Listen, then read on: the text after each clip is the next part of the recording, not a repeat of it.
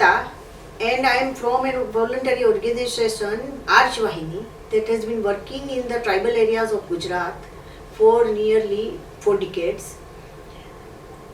Working with the tribal communities has given us some key insights into what hurts them the most and what helps them.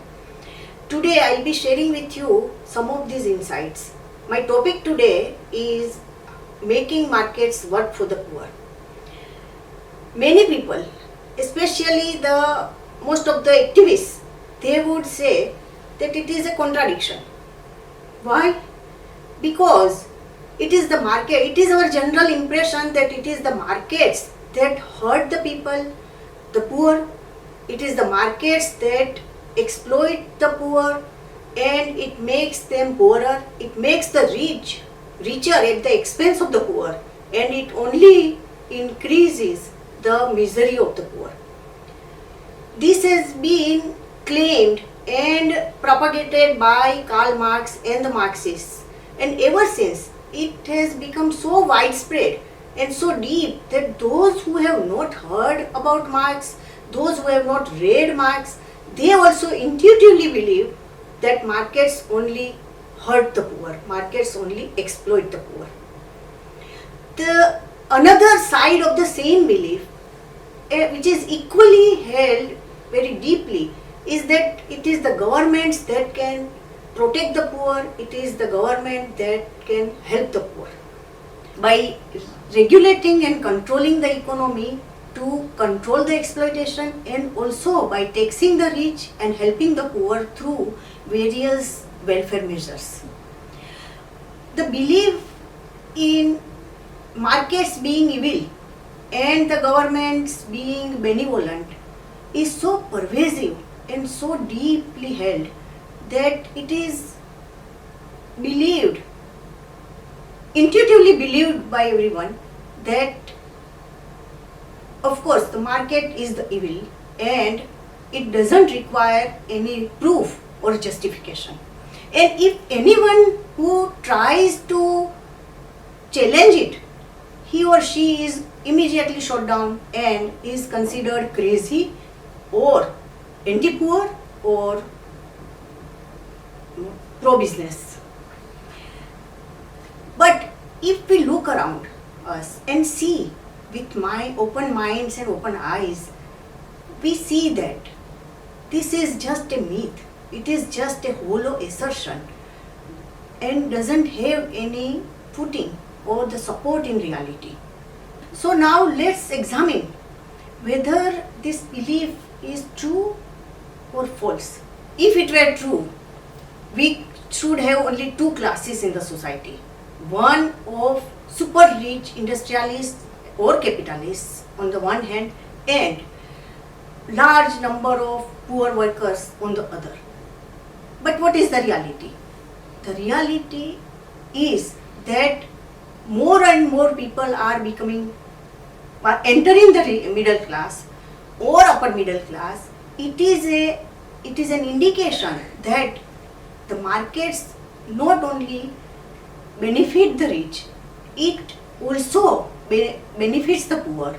It also helps the poor coming out of the poverty, and mass poverty is reduced through market-based free enterprise. So, markets may make the richer, the markets may benefit the rich, but it does not follow from it that it can do so only by exploiting the poor. In fact, the same markets benefit the poor, and so it is a win-win situation for all. When we examine what has happened in different countries, in different times, we see that the free enterprise, market-based enterprise has lifted the poor, millions of poor, out of poverty through their efforts and enterprise. This was true in the 19th century UK, USA or Japan. This has been true about China, Hong Kong and other miracle economies of the Asian tigers. This is also true in India after 1991 economic reforms. During the first 3 to 4 decades after independence, the growth in economy was only 3%. And if we consider the population growth, it came to, because the population doubled during this time, and so it comes to around 1.5% only. So during these decades, there was no impact at all on the reduction of poverty. If we see the proportion of people below poverty, it was 60%, and it gradually came down to 45% during the 80s. But after the economic reforms of 1991, we see that the growth had risen to about 8%.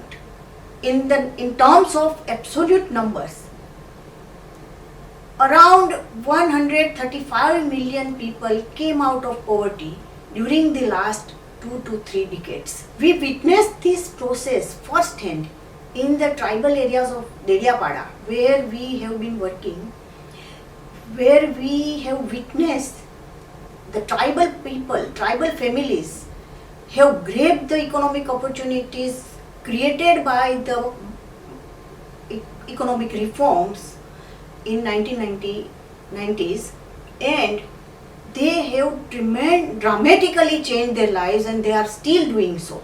This indicates that far from hurting the poor, the markets have indeed helped the poor and benefited the poor tremendously. And the beauty of the market is that if the market exchange is free and voluntary, it would benefit both the parties, and both the parties would only enter into the exchange if they feel that they would benefit from it. If one knows that he would lose, he won't enter into the exchange. Another thing regarding market that we should remember is that any party or entity, howsoever big or rich or powerful, they cannot compel or force us to enter into a sale or purchase of any goods or services without our consent. We only enter with any of the parties if we feel that it is beneficial to us, and that is not with the government. Government can force us to part away with our properties, or government can forcibly take from us any property without our will. And that is the difference between the market and the government. Government has that coercive power, whereas the market doesn't have. Market only works with consent, mutual consent. Now let us examine whether the government helps the poor or harms the poor. Anyone who has worked with the poor would immediately know that it is the government that harms them the most. If we ask any poor, either in the urban area or in the rural area, whom do they fear more? Whom they fear most? They would immediately say it is the government. It is either the forest officers or the police or the patwari or officers of some departments like irrigation or minerals. In case of street vendors or hawkers, who hurts them the most? It is the police or the municipal officers who take away or destroy their carts, their rickshaws and other material. In fact, they collect regular monthly or daily hafta, that is protection money, in addition to free snacks, free vegetables or free materials. But then also they pounce on them. Many a times they destroy their resources. The same is with the slum dwellers, who destroys or razes down the houses in the slums. The houses these people have built with their own hard-earned money and labor, where they have been living for decades. Here also it is the police or the municipal officers or the government officers. Now let us talk about the problems faced by the tribals. These are the people with whom we have been working for all these years. The tribals have been living in the hilly forest regions in the country.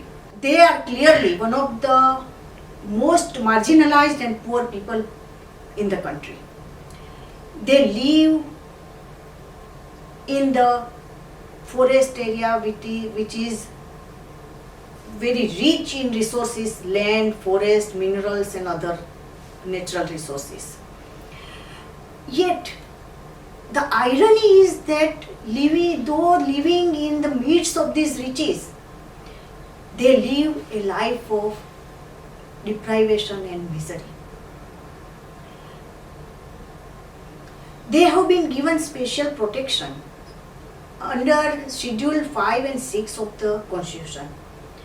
The central government and the state governments are duty bound to protect them against the exploitation by the non-tribals.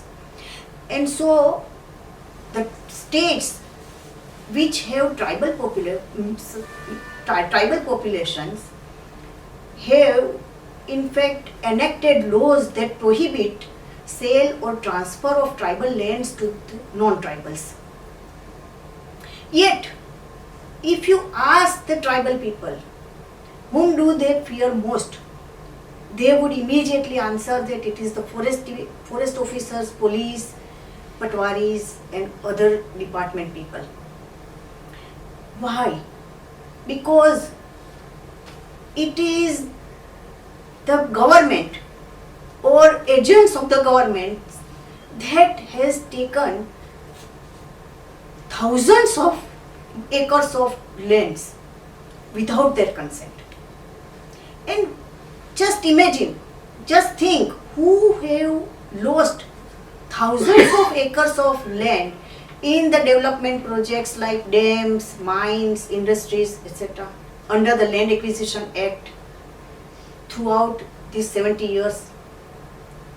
It is the tribals. Not only this, the area in which they have been living, most of the areas have been declared as forests by the government.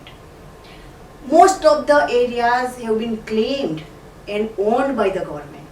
And so, in their own land, where they have been living for centuries, they have become propertyless, resourceless, even though there is a plenty of resource around them. So, if the poor tribal families try to use the resources, try to cultivate the land, they are immediately termed as encroachers, they are termed as criminals or thieves in their own lands. That is the tragedy. Thus it is clear that it is the governments that harm the poor, whether it is in urban area or in the rural area.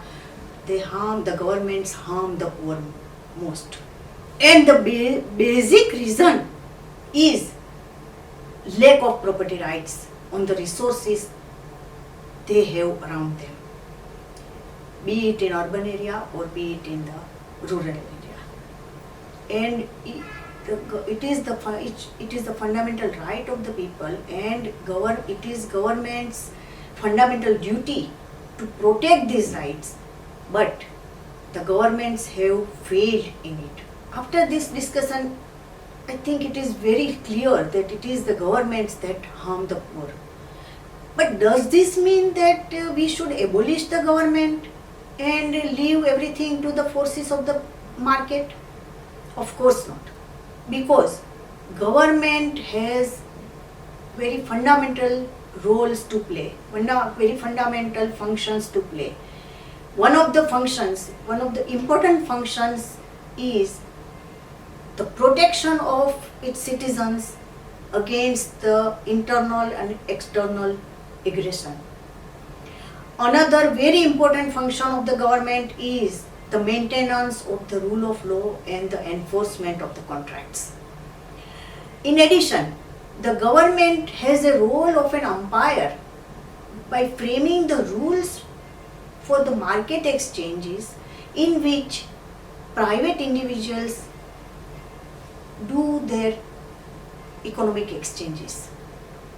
And the most fundamental function of the government is the recognition and protection of the property rights of its citizens and communities on the land and other resources of them. So in its zeal to control and direct the economy and also to help the poor, the government has in the process miserably failed in its vital functions. It has failed especially in the economy and also in the maintenance of the rule of law. And the failure of rule of law has harmed the poor most.